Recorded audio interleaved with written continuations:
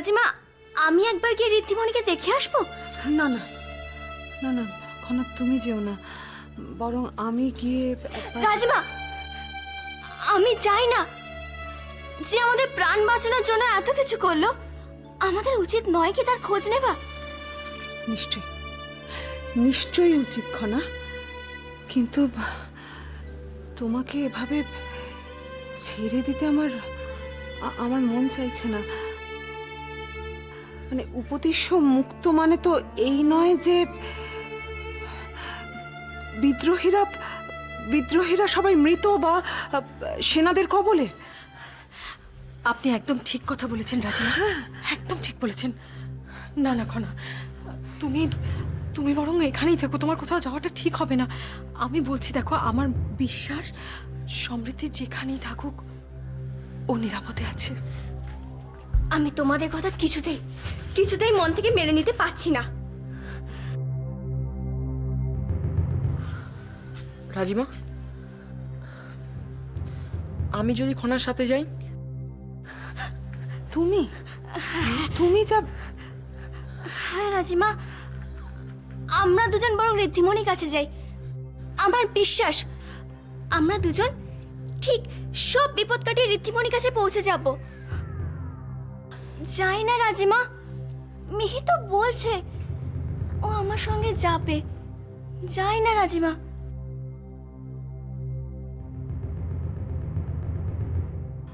খনা, ঠিক আছে ঠিক আছে খনা, তুমি যাও, কিন্তু খনা তুমি তুমি সাবধানে থেকো। মিহির,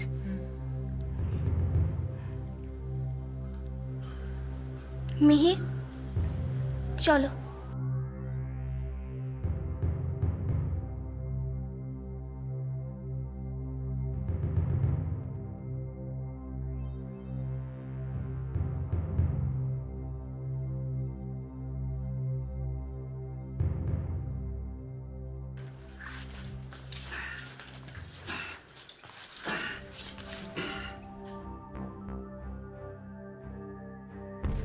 সেদিন খেলার ছলে লড়েছিলাম, আজ কিন্তু প্রকৃত লড়াই হবে। প্রকৃত এবং নির্ণায়ক। বেশ বলেছ। তবে আপনার কাছে আমি একটা অনুরোধ রাখতে চাই। আবার অনুরোধ? বলো শুনি, কি চাই তোমার? আমি আপনার তরবারি নিয়ে লড়াই করতে চাই। তুমি আমার তরবারি নিয়ে লড়বে? তুমি জানো এটা সিংহলের সবচেয়ে ভারী অস্ত্র, এটা পুরুষরাই ঠিক করে হাতে নিতে পারে না, তুমি কি নিয়ে লড়বে? তবুও আমি এই তরবারি নিয়েই লড়াই করতে চাই। বেশ, দেখো সামলাতে পারো কিনা। আপনি আমার স্বামী, তাই আমি মনে প্রাণে চাই যে এই লড়াইয়ে আপনি জিতুন। তাই আপনি যা করছেন স্ত্রী হিসাবে আমার সমর্থন জানানো উচিত, কিন্তু কি করব বলুন? আমি যে চিরকাল ন্যায়ের পক্ষে। সমৃদ্ধি, অযথা সময় নষ্ট করো না, প্রস্তুত হও।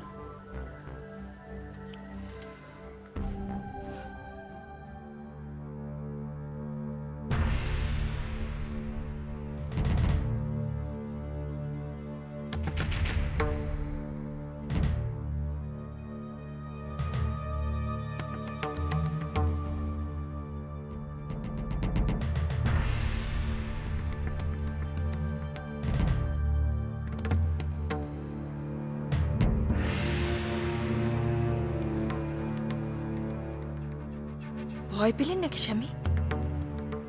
পালাচ্ছেন?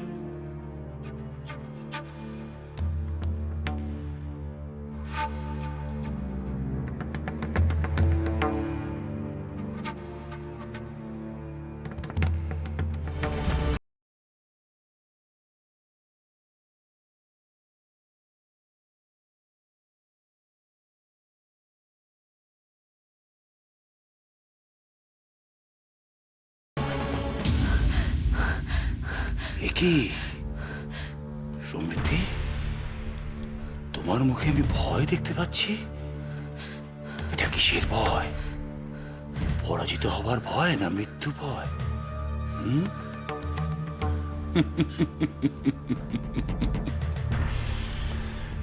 রাখলে তোমাকে ভারী সুন্দর দেখায় সমৃদ্ধি।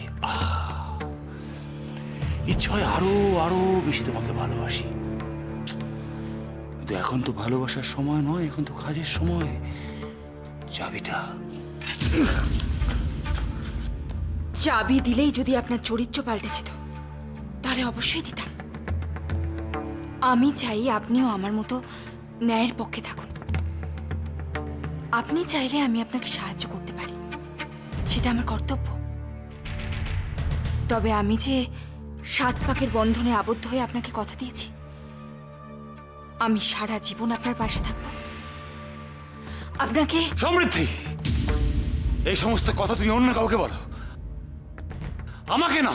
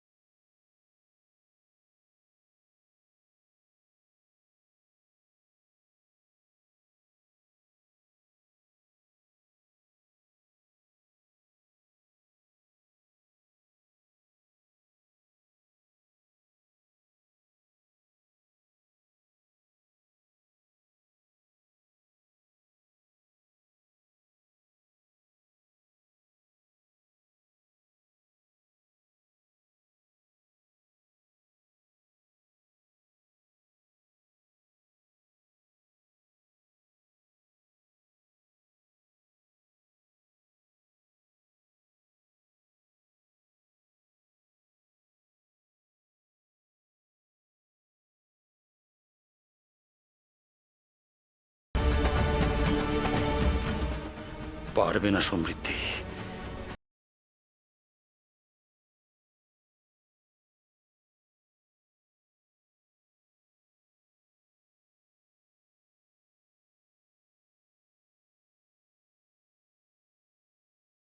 এর কোনোটাই নয়। এটা হলো আমার শাস্তি, কারণ আমি আপনাকে অন্যায় করার থেকে বিরত করতে পারিনি। আমি একজন ব্যর্থ স্ত্রী স্বামী, একজন ব্যর্থ স্ত্রী।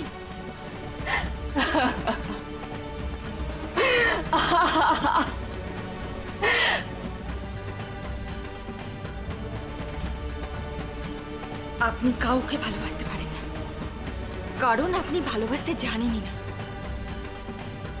সমৃদ্ধি, ভুল বললাম তাই না? কারণ আপনি আপনার এই তরবারিকে ভীষণ ভালোবাসেন। তাহলে আসুন, আপনার এই তরবারি দিয়েই আপনাকে সম্ভাষণ জানাই।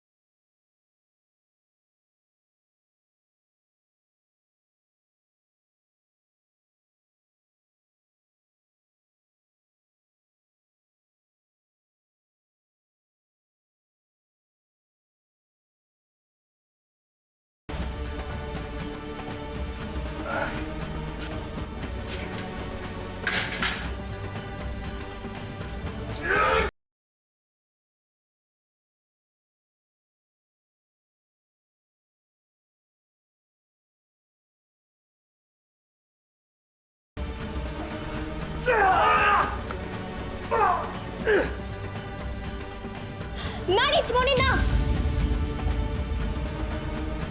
দয়া করে ভাই কাকাকে প্রাণে মেরো না।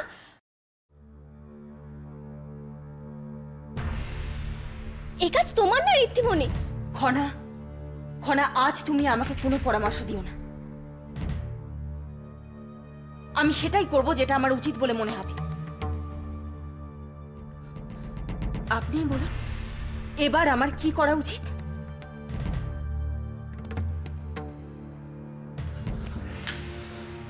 দাঁড়াও সমৃদ্ধি, তরবারি ফেলে দাও। আমি এসে গেছি, এখন যা করার আমি করব। আমাকে আমার মতো ছেড়ে দাও জয়দাদা। দয়া করে তুমি আমাদের মাঝখানে এসো না। আমি তোমাদের মাঝখানে আসছি না, শুধু এটুকু বোঝাতে চাইছি রাজতন্ত্রে বিচার এবং শাস্তির দায়িত্ব শুধুমাত্র রাজা আর তার মন্ত্রিসভার। তাই নিজে কিছু করে অপরাধীর ভাগী হয়েও না।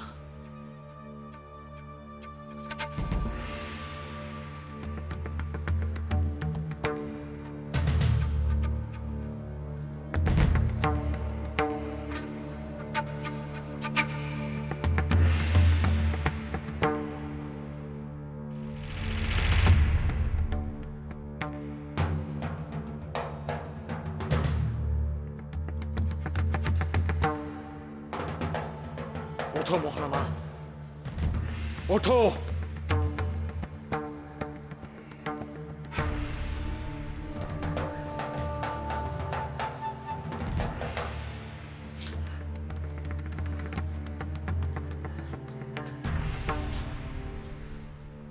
চলো আমাদের সঙ্গে। মনে রেখো, কোনো রকম চালাকি নয়।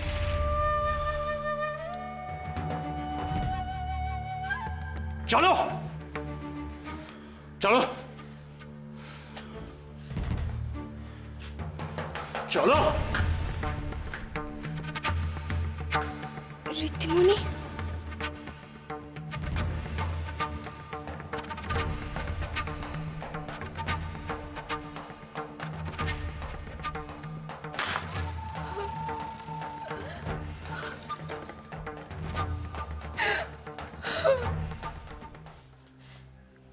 রাজিমা, রাজিমা, খনা কোথায়? খনা তো সমৃদ্ধিকে খুঁজতে গেছে। আর আপনি তাকে একা যেতে দিলেন? না না, একা ছাড়েনি, মিহিরও সঙ্গে গেছে। রাজিমা, মিহিরে থাকা আর না থাকাটা তো সমান। খনা যদি কোনোভাবে আক্রান্ত হয় তাহলে কি মিহির পারবে ওকে রক্ষা করতে? আমি কিন্তু আপনার থেকে এরকম আশা করিনি রাজিমা। ঐশিকা, ঐশিকা, তুমি অকারণে এত চিন্তা করো না। আপনি অকারণ চিন্তা করার কথা বলছেন? এত কিছু ঘটে যাওয়ার পর আপনি এটাকে অকারণ কি করে বলছেন রাজিমা? ঐশিকা, আমি তোমাকে চিন্তামুক্ত হতে বলছি। রাজিমা, আমি তো চিন্তামুক্ত হতে চাই, কিন্তু ওরা সেটা হতে দিচ্ছে কোথায়? ওরা ভাবছে শেকড় টেনে উপড়ে ফেলবে। আচ্ছা রাজিমা, মানুষের সঙ্গে ভালো ব্যবহার করাটা কি অপরাধ? না, নিশ্চয়ই নয়।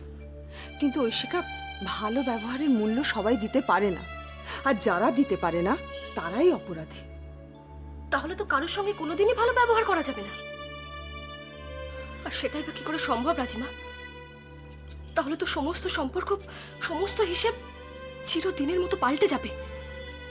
না না ঐশিকা, আমার মনে হয় মুষ্টিমেয় কিছু খারাপ মানুষের জন্য আমাদের চিন্তা ভাবনাকে বিপথে চালিত করাটা উচিত হবে না। তারা তাদের মতো চলুক, আমরা আমাদের মতো চলবো। না কৌরকি, আমরা ওদের এইভাবে ছেড়ে দিতে পারি না। তাহলে তো আমরা নিজেরাই বিপদে পড়ে যাব, যেমন এখন পড়লাম। আমার মনে হয় যা হয়েছে খুব ভালো হয়েছে। আমরা ওদের এবার চিনে ফেলেছি। আমার তো মনে হয় ওদের কোনো রকম দয়া না দেখিয়ে শাস্তি দেওয়া উচিত। উপতিষ্য এবং মন্ত্রিসভা এ ব্যাপারে কোনো কার্পণ্য করবে না। তাহলে তো আমাদের অপেক্ষা করা ছাড়া আর কোনো উপায় নেই রাজিমা, তাই তো? হ্যাঁ ঐশিকা, আমি তো তোমাকে সেটাই বলছি। আমাদের অপেক্ষা করতেই হবে ঐশিকা, কারণ বিচার তো আমরা করতে পারি না, শাস্তি তো আমরা দিতে পারি না। ওরা কিন্তু তা করেনি রাজিমা, বরং সিংহলের ভাগ্য নির্ধারণের দায়িত্ব কিন্তু নিজেদের কাঁধে তুলে নিয়েছিল। আমি জানি ঐশিকা, কিন্তু ঐশিকা, ওদের সঙ্গে আমাদের পার্থক্য এখানে। ঠিক আছে, তাহলে মন্ত্রিসভা আর মহারাজ ওদের বিচার করুন।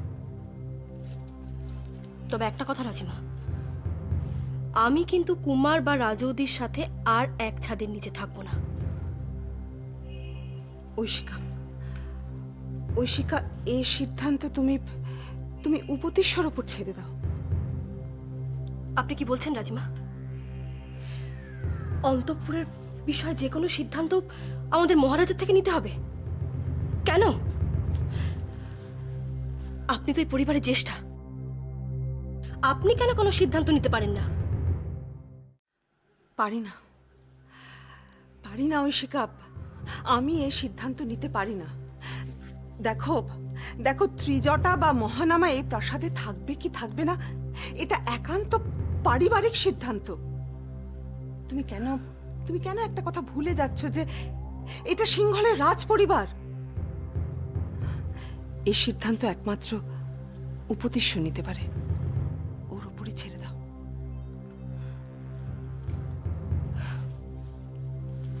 তাহলে তো হয়ে গেল রাজিমা। মহারাজ কোনোদিনও কোনো কঠিন সিদ্ধান্ত নিতে পারবেন না। ওনার মন এত নরম আর স্বভাব এত মিষ্ট যে কারোর বিরুদ্ধে কোনো দিনই উনি কোনো কঠিন সিদ্ধান্ত নেবেন না, বরং উনি নিজে আশ্রয়ক হবেন। তবু এই প্রাসাদ থেকে উনি কাউকে তাড়িয়ে দেবেন না, কাউকে দেবেন না রাজিমা। না না, এবার তো মহারাজকে কঠোর হতেই হবে, কারণ এখন শুধু তার সিংহাসনই নয়, তার স্ত্রী কন্যার জীবনও প্রশ্নচিহ্নের সম্মুখীন হয়ে রয়েছে। যে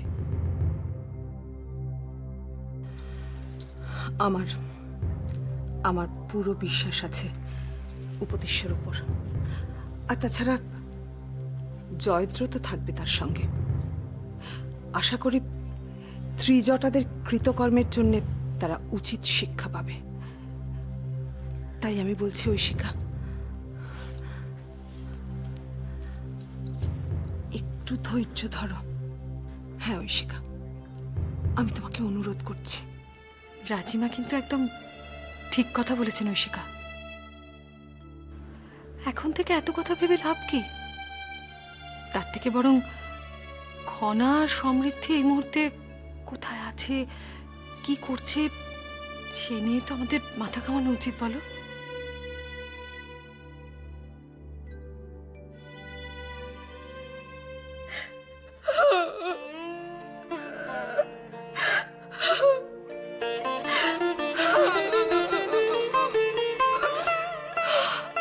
কেঁদো না ঋদ্ধিমণি, এইভাবে কেঁদো না।